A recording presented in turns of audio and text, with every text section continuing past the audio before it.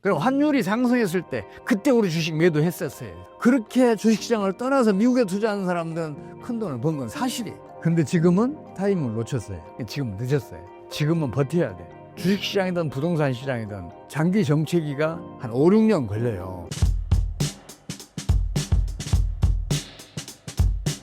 국내 증시에 투자하고 있다면 어떻게 대처하는 게 좋을까요? 환율이 상승하면 우리 주식시장 반드시 악세를 보여요. 외국인 투자자들이 환차선을 보기 때문에 대량으로 매도하니까 견뎌낼 수 없어서 주식시장은 하락세를 보이는 거거든요. 그럼 환율이 상승했을 때 그때 우리 주식 매도했었어요. 그렇게 주식시장을 떠나서 미국에 투자하는 사람들은 큰 돈을 번 건 사실이에요. 근데 지금은 타이밍을 놓쳤어요. 국내 주식 투자자들 손실이 제법 커져 있어요. 이런 때 매도를 하게 되면 보복 심리라는 게 있어요. 이익을 못 봤으니까, 손해봤으니까 주식 매도한 자금 다른 데 써요. 매도해서 그 돈을 가지고 있다가 이제 좋은 기회에 투자하면 좋은데 그게 다 소비돼서 다 없어진단 말이에요. 지금 늦었어요. 지금은 버텨야 돼. 주식시장이든 부동산 시장이든 장기 주기를 보면 보통 장기 정체기가 한 5, 6년 걸려요. 정체를 시작한 뒤로. 우리 주식시장도 앞으로 3, 4년 후 정도에는 본격적으로 상승해서 투기 바람이 다시 불 수 있어요.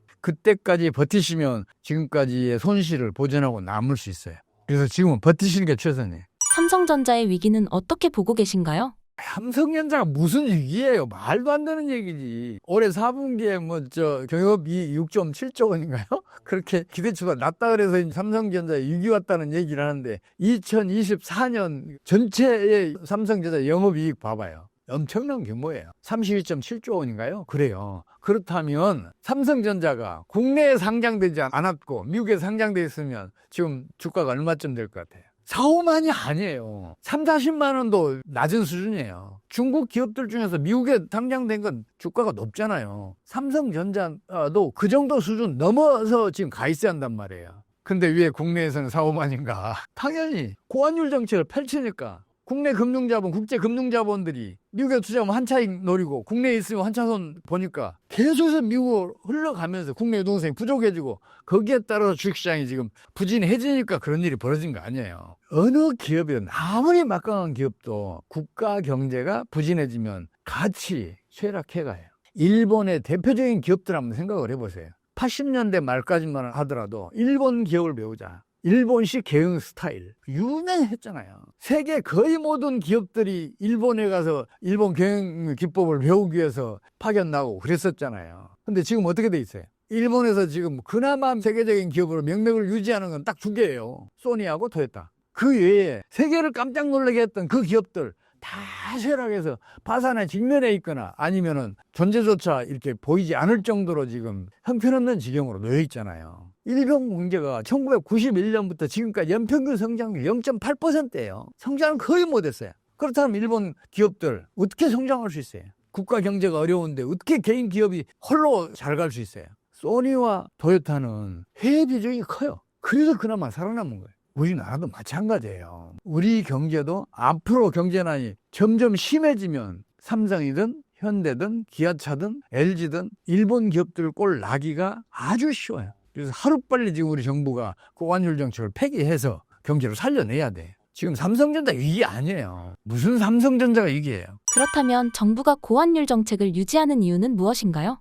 우리나라 기재부 고위공무원들은 대부분 미국에서 박사학위 받았어요. 경제학으로. 경제학이 그렇게 가르쳐요. 근데 그 경제학이 틀렸어요. 역사가 수십 차례 증명을 했단 말이에요. 예를 들어서 2022년도에 미국이 1분기, 2분기 연속 마이너스 성장을 해요. 그러니까 미국이 갑자기 빅스텝, 자이언트 스텝 0.5%, 0.75% 금리를 계속해서 올려가면서 고금리 정책을 펼치고 또 달러 인덱스도 갑자기 끌어올려요. 고금리 강달러 정책을 펼쳤어요. 경제학자도 뭐라 그랬어요, 그때 당시에. 고금리 정책을 펼쳤으니 이제는 투자가 부진해지고 강달러 정책을 펼쳤으니 수출은 줄어들 수밖에 없다. 그러면 경제난은 더 심화될 것이라고 얘기했어요. 근데 그랬어요? 아니잖아요. 갑자기 3분기에 미국의 성장률이 3.1%로 올라가요. 마이너스 성장하다가 4분기에도 2.8% 성장을 해요. 상반기 내내 마이너스 성장하다가 하반기 내내 평균적으로 2.9% 성장을 했다니까요. 이론 틀렸잖아요. 그럼 현실을 받아들여야죠. 그거 간단해요. 왜 그랬는지 그 이유를 따져보면 금방 알 수 있단 말이에요. 미국이 고금리 정책을 펼치니까 다른 나라보다 금리가 높잖아요. 그러니까 다른 나라의 국내 저축이 미국으로 빨려갔어요. 또 달러가 강세니까 다른 나라에 투자됐던 금융 자본들 이게 미국으로 흘러갔잖아요. 그 미국 내 유동성 풍부해지고 풍부해진 유동성이 경제 활동을 활성화시켜서 생산 늘고 투자 늘고 고용 늘고 그래서 경제가 활성화되면서 성장률이 높아졌던 거란 말이에요. 한 번만 더 생각하면 금방 알 수 있는 일이에요. 우리 정부의 경제정책 결정권자들은 이 이론에만 매여 있어요. 제일 답답한 게 그거예요. 환율을 뭐 수출이 증가한다고요? 한번 생각을 해봐요. 수출기업에 가서 한번 물어봐요. 그러냐고. 환율이 오르잖아요. 해외 바이어가 즉각적으로 야 니들 환율 올랐으니 수출가격 좀 깎아줘. 그 얘기 안 해도 깎아줘요.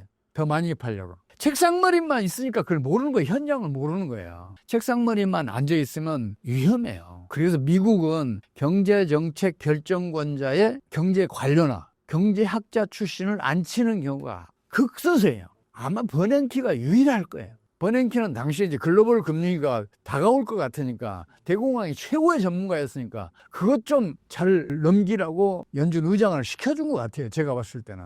그 밖에는 경제학자 출신도 기업 현장, 금융시장 현장에서 수십 년의 경력을 갖추지 않으면 경제정책 결정권자로 발탁을 안 해요. 관료들도 책상머리만 앉아있잖아요. 이 사람들 경제정책 결정권자로 발탁한 사례가 없어요. 현장에서 몸소 겪었던 사람들 경제정책 결정권자에 앉히는 게 미국의 전통이에요. 우리나라도 좀 그랬으면 좋겠어요. 이론이 중요한 게 아니잖아요. 이론이 틀렸으면 이론을 폐기해야 되는데 경제학 박사쯤 따면 이론에 집착을 해요. 지금 우리 정책 당국자들 대부분이 그래. 이론만 생각해요. 현실을 안 봐요.